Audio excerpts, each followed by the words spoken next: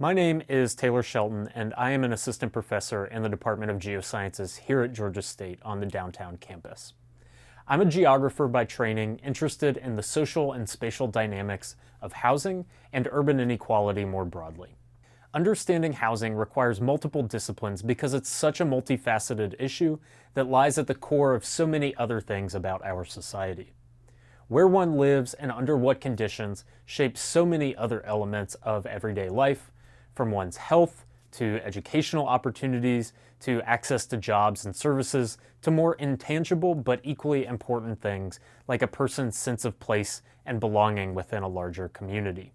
As a geographer, I'm primarily interested in these questions of where that lie at the center of so many different social issues. But even in a field like geography, we draw heavily from the work of sociologists, historians, and others in our approaches to understanding housing and its place in our everyday lives and broader social structures.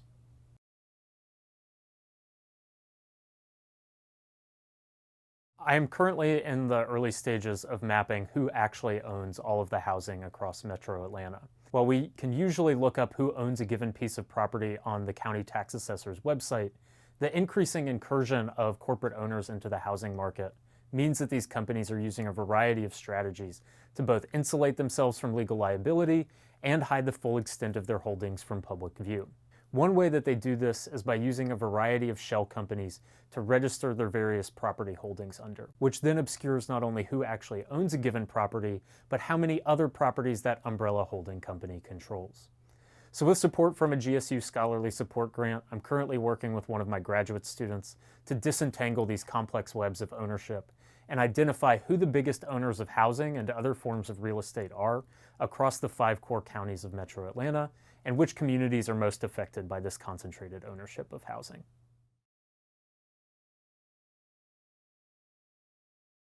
So Metro Atlanta, particularly in the city's outlying suburbs, has become the locus for corporate investment into single-family rental properties across the entire United States. Since the foreclosure crisis a decade and a half ago, Wall Street investment firms have been buying up single-family homes around the country at an unprecedented scale. As of 2020, these institutional investors owned at least 43,000 single-family homes across the Atlanta metro and nearly 300,000 nationwide. This means that somewhere close to 15% of the total nationwide market in institutionally owned single-family rentals is located right here in Atlanta. And these corporate landlords aren't slowing down either.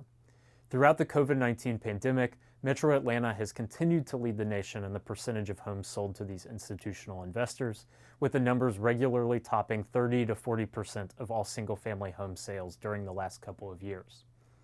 While the ever-increasing cost of housing is a multifaceted phenomenon, the ability of this small number of firms to both set prices for rentals and outbid potential home buyers has been one of the key factors driving these ballooning costs here in Atlanta and in other places around the country.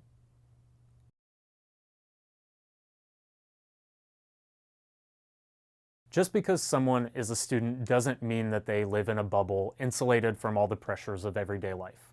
This is even more true at a place like GSU, where so many of our students are also working full or part-time jobs, going back to school after a break, or many other types of situations. But regardless, all of our students, by virtue of living in the Atlanta region, are sure to be experiencing significantly increased costs of living, especially the closer into campus and downtown one might be. Because of this, students might be required to take out extra loans, take on extra jobs, or even consider moving further outside the city in order to be able to afford rent, but at the same time making their commute to campus more onerous. So even though we wouldn't necessarily think of housing as being so fundamentally connected to one's performance while in school, the knock-on effects of our housing market can have really significant impacts on the everyday lives of our students.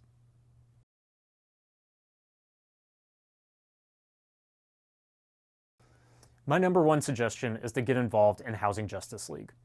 HJL is Atlanta's only community-based organization dedicated entirely to fighting for the housing needs of low and moderate income Atlantans. HJL is particularly focused on organizing and advocating for the rights of Atlanta residents to stay in their homes and neighborhoods amidst rapidly increasing gentrification and displacement. If you're someone who's experiencing these pressures yourself, HJL is just the place to go to get the support to organize yourselves and your neighbors to fight back. And even if you're lucky enough to not be so directly impacted, HJL offers the opportunity to stand in solidarity with those who are and fight for a more just housing system across the city and metro area.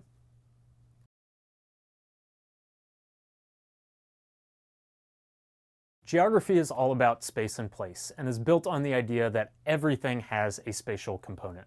It occurs somewhere. But that somewhere isn't just incidental, it has a really formative role in shaping who is affected, how something comes to be, and so many more things. So whether it's housing, the climate crisis, wealth inequality, or police violence, geography takes all of these different elements from other disciplines that focus on politics, economics, culture, social organization, and that's not to mention the more natural and physical science-oriented parts of the discipline, but then looks at these elements through our unique spatial lens.